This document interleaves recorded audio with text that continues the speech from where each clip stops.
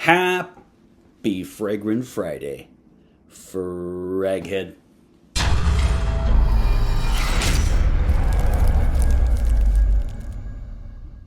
Hey everybody, this has Ben here, That Cologne Guy, coming at you with a new review. How are you doing, my friends? Hope you're doing well. You've seen the title and the description, so you know this is none other than Scandal Parfum Cologne by, I'm going to go ahead and go with Roja, and I'll tell you why in a minute. But this one, of course, is a very high-end, unequivocally niche house in chilled-out London, yeah? So, before I dive in, let me say this one is yet another sample sent in by Darius or Dr. Goo, I should say, over at Locked Scents. So thank you very much. Remember, he sent in a ton of samples, and I still have a few more to burn through. So I really enjoyed that. This is one of those, I've told you before, if you watch me each week, he sent in some I requested. And then this is definitely one that I know I really knew nothing about, and it's my first time reviewing from this house. So that's really cool, actually, because I've always wanted to try something from such an esteemed, prestigious house. So let's talk about that a little bit. The parfum behind it is Roger Bird, but Roger Bird goes by his nom de plume is Roja. So I don't know if it's let's go with Roja. And here's why I keep saying that.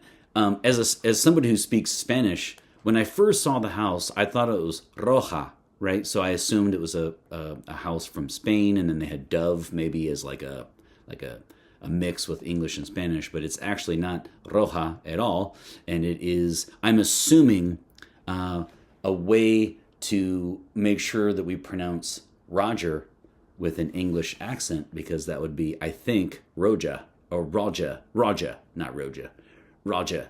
And then Dove is from his last name, Bird. So that is the parfum, and that is the house, and it is, again, London-based, well-known, very highly appreciated, definitely niche, so you're looking at about $250 to $600 USD for full bottles. So very expensive, and that's probably why this is my first time, and really probably the closest I'll ever come to having something from this house. So this one is Scandal. He sent this one in, and this one is definitely, my friends, an 80s barbershop powerhouse. This one is an ode to the 70s, 80s, perhaps early 90s, and this one is another one of those attempts to create the perfect barbershop fragrance. So you've heard me say it, you see people, reviewers say it all the time, and so really that just means exactly what it sounds like. It sounds like the kind of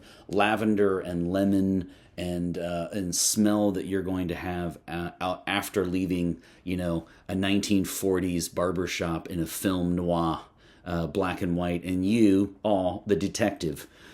So I personally don't care so much for these, and I need a little help in convincing. Subscriber and friend Brian over the years has sent me in a couple that did convince me, and I do like them. But I do want to be transparent in saying this is typically not in my wheelhouse. I'm not a huge barbershop fan. The problem with these is They just smell too old manny for me. I know that is really sacrilegious. Let's talk about that actually some more. This one is Eau Sauvage like, and I'm a huge fan of the Eau Sauvage Parfum, especially the 2017 bottle, and actually the 2012 bottle, because I have the 2017 bottle, and they changed. Of course, they changed it up a little bit. That one is fantastic. Sartorial, Penhaligon Sartorial, which I reviewed, and this one also has a little bit of Déclaration in it as well, which looks like declaration. So there's definitely this attempt to create an old school 70s, 80s, early 90s barbershop feel. He has succeeded in doing that. I just want to be clear in saying it's not a modern take, though, on it. It is definitely trying to put it right smack dab in that era, along with those fragrances. And so although I actually the Penhaligon Sartorial, I can't remember the year on that one, but you get the point. You're looking at a traditional barbershop at a niche price tag and niche quality. Okay, so another thing I do like is that this one reminds me of an MFK, a Maison Francis Curtier, and this one is definitely like the people you might know that house from the Baccarat Rouge, 540. But what I love about MFK, that house, whether you like it or not, the scent, because their scents are not terribly daring, but they really just smack you in the face of niche and quality. And I really, really tip my cap to that house. This one is just like that as well. No one is going to confuse this one for a $20, convenience store, pharmacy, chemist, whatever term you want to use, fragrance. So this one, I definitely consider that in my rating. Very, very high quality, no doubt about that, and I appreciate wearing that, if nothing else. Now, let's get into the notes. The notes are way too many to even list, so I want you to go. This is another one that has just tons and tons of notes, and I want you to go to Fragrantica and check out this fragrance in terms of the notes. Now, I did list a few that really jump out, and especially two. The lemon and the mint really have a lot of pop to it. So this is a very, very bright, fresh fragrance that really does exude. Take a shower, getting ready for the day. You head off to the 1940s barbershop before you find the bad guys in your film noir detective film, and then you leave the barbershop smelling just like you think you will. And so lemon, mint, lily of the valley, and some really nice sandalwood. After that, though, there's just a ton going on, and I want you to read on the notes. So yeah, if I had to pin it down, I would say it is similar to Eau Sauvage, and I would say it's kind of a mix. It is kind of a mix of the Déclaration and Penhaligon's Sartorial. Okay, so those are the notes. Now, let's get to some, more good news, because the longevity, projection, and sillage were fantastic. I really did appreciate that. I saw a couple of comments on Fragrantica that said, like, great scent but doesn't last at all. Man, I have to really disagree there, because this one did great for me, and I actually think that's one of the things I love about it. So longevity, projection, and sillage were very good for a parfum. It lives up to it. So I would say you're looking at 8 to 10 hours on longevity. You're looking at 6 to 8 as far as projection, 6 to 8 hours. And that is, of course, always 3 feet or 1 meter from the body.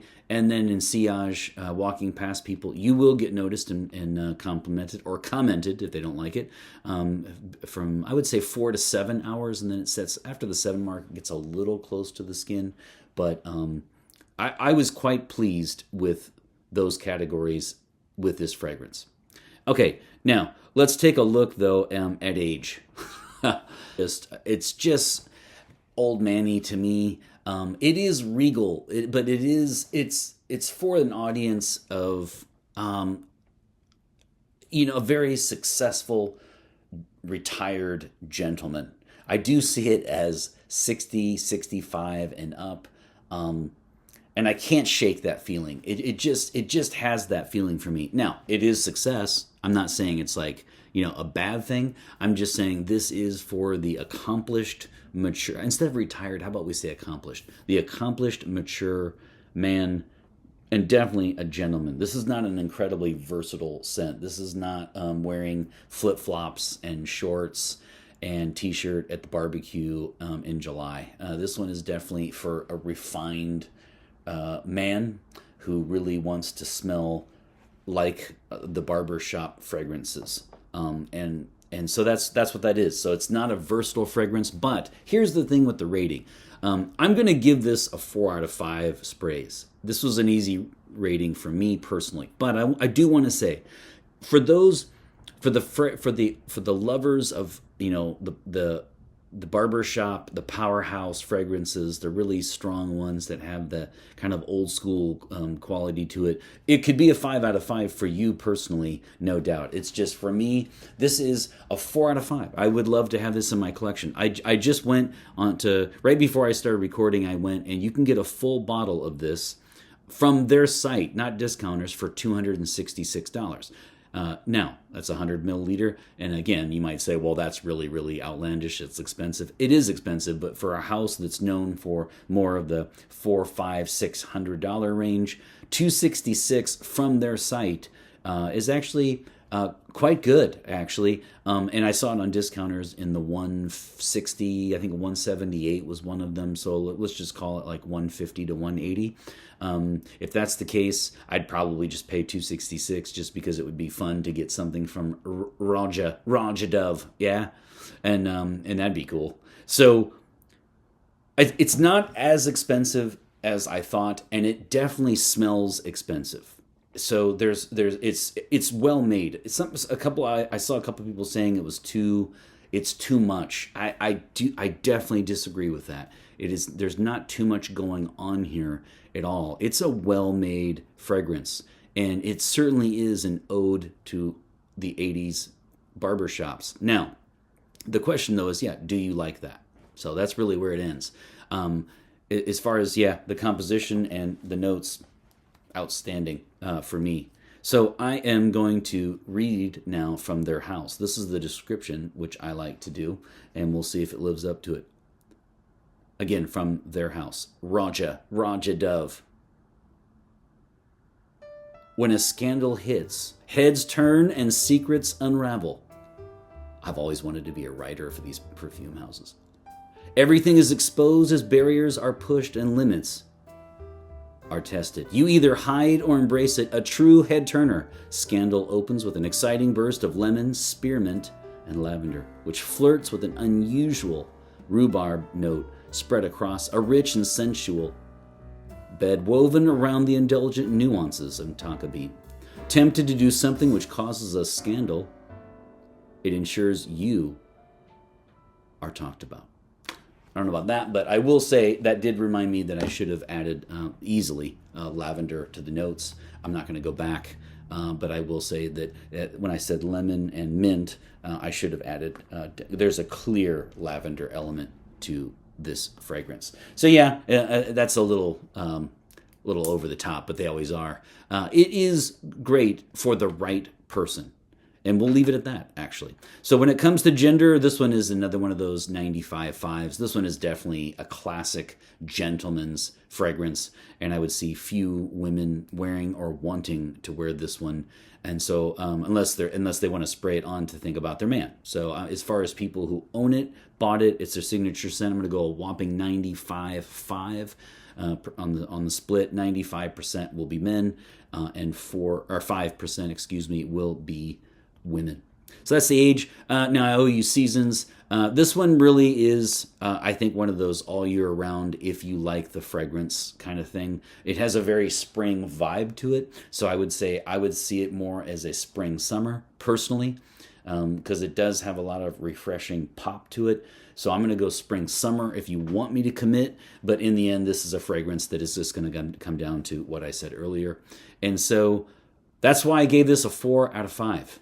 This one is an easy ranking rating. I can't give it a 5 out of 5, but it's close because it is so well done. And I definitely feel, when I first sprayed it, if somebody had even said it was like an MFK, I would have believed that. So I'm certainly sold on the fact that it is a niche fragrance, and I just really appreciate that. I've enjoyed wearing it. I mean, you can see here, these are going to be faux sprays. I'm long gone. I'm bone dry from this week, and that says a lot. It was a wonderful fragrance to wear and to experience. So it is a little too expensive, but surprisingly, I'm really not docking it for that, because $266 for this retail straight from their house.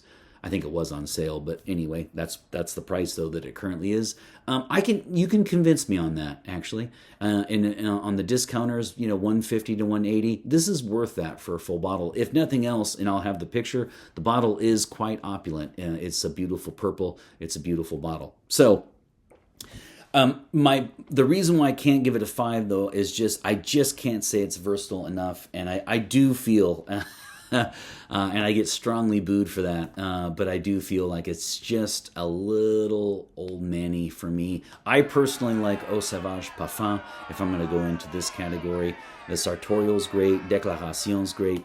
This one is great. It is a grandpa scent. Okay, I'm just going to go ahead and say it. It's a grandpa scent. I'm sorry to say. Okay, so with that out of the way, I will quickly say again, this is 4 out of 5 sprays for this fragrance on my 5 spray system for this 2019 aromatic fougère. These will be faux, 1 on each wrist and 1 on each side of the neck. Scandal Parfum Cologne by Roja. Boom. Boom, boom, and boom. There you have it, another review by the board. Stick around for the bonus feature where I'll tell you my scent of the day. And you let me know your scent of the day and or scents of the week. And let me know if you like the barbershop fragrances. What is your favorite one?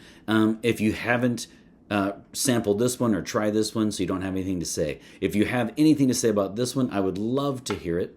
And as I said, let me know about maybe your favorite barbershop fragrance if you haven't tried this one yet, or even your favorite Roja. So there you have it. Another review. You take care, and I'll see you next week. But always remember, my friends, thought I was going to forget about that, didn't you? Fragrance marks the celebration of today. Take care, everybody.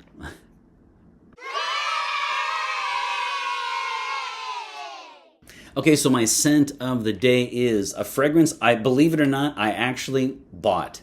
I have a full bottle of something that I actually bought myself, and I just wanted to say I will be reviewing this in the next probably maybe 2 months, but I've been rocking this juice on days when I'm not reviewing. And this one is Club de Nuit Intense. So Club de Nuit or Club de Nuit Intense. And this one is relegated to, I don't know if it's convinced me yet, because in some ways I think it's better, but they said it's a Creed Aventus clone. And I'm not comfortable saying that, because I do think that this one shines bright just as a separate entity. I really do enjoy this one a lot, and I can't wait to fully review it. So that's my scent of the day, Club de Nuit Intense Man by Armaf. Yet another banger from this house. These guys rock.